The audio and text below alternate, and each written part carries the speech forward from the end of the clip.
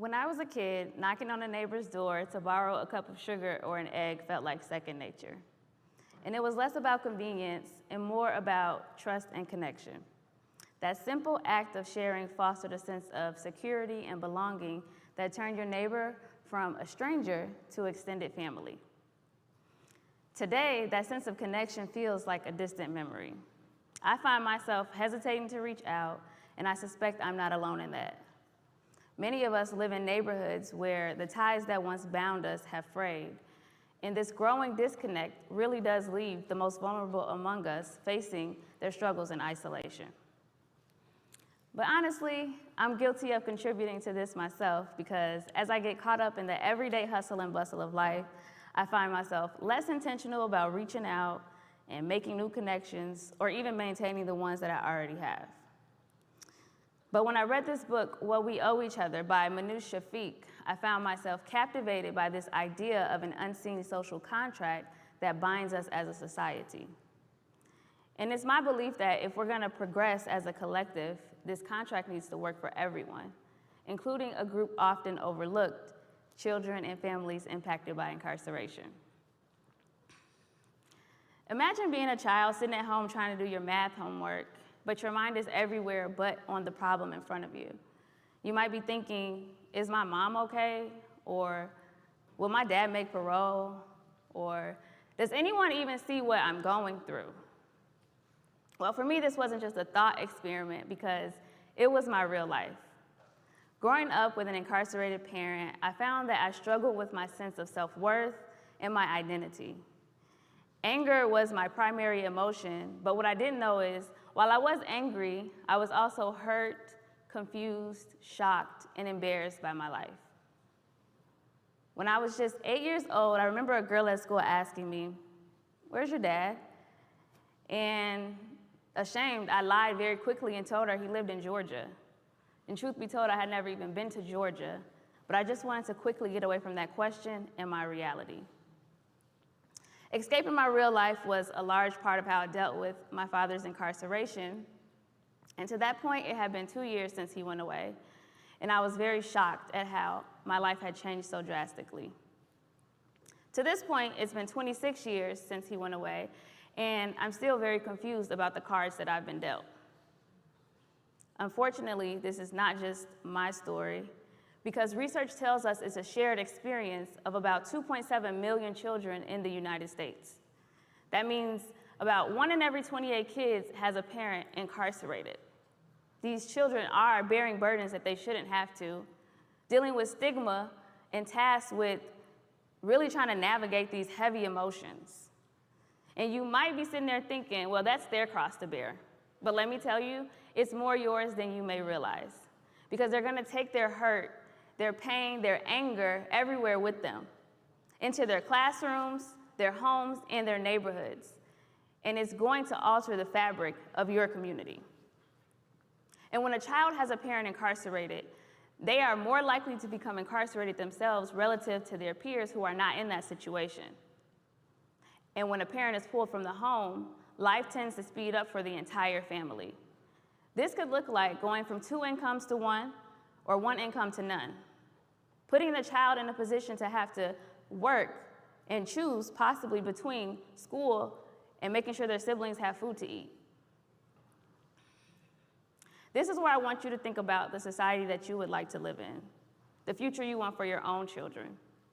Because supporting a family impacted by incarceration is not a monumental task reserved for a select few.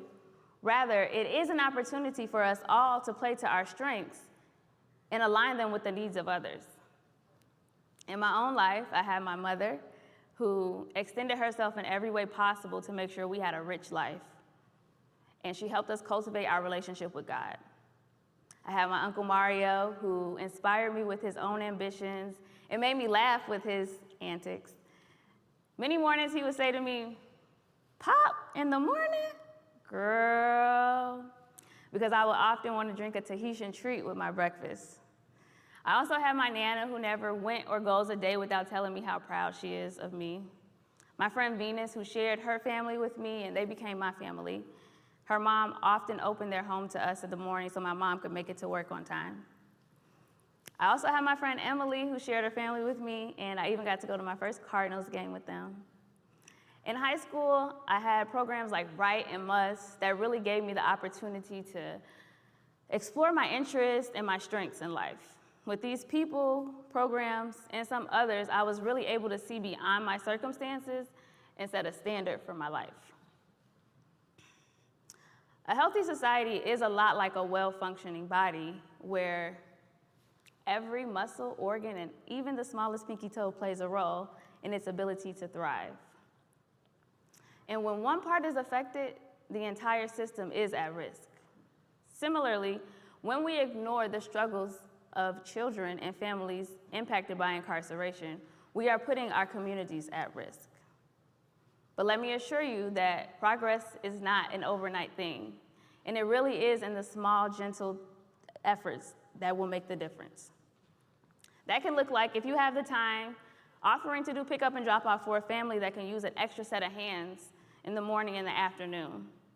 And maybe if you don't have the time, but you have the resources, you can sow into a family to make sure that they not only have their basic needs, but give their children the opportunity to explore extracurricular activities.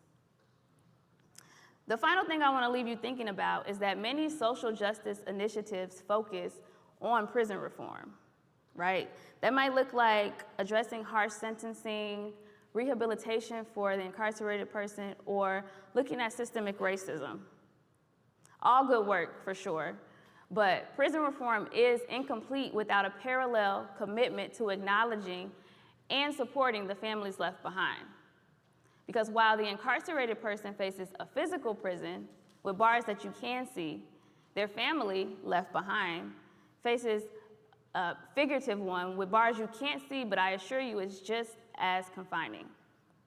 So maybe you're sitting there like, okay, maybe I do need help. This seems like a good effort.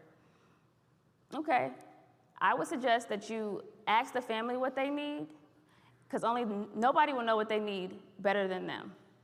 And then some other action items I want to leave you with are just to continue to do your research, right? And once you've read up on it and educated yourself, educate your network. This way you all can come together and figure out how you can strengthen your communities. You can also partner with local organizations that are already doing the work to make sure that the resources that are available to these families are also accessible to them. You could host a letter writing campaign which will empower the kids to advocate to their local legislators in an effort to influence policy that will support their needs. And finally, you can offer them hope through your kindness. Just let them know that you see them, because it's going to be very important for our communities that we give these families the opportunity to thrive and not just survive. Thank you.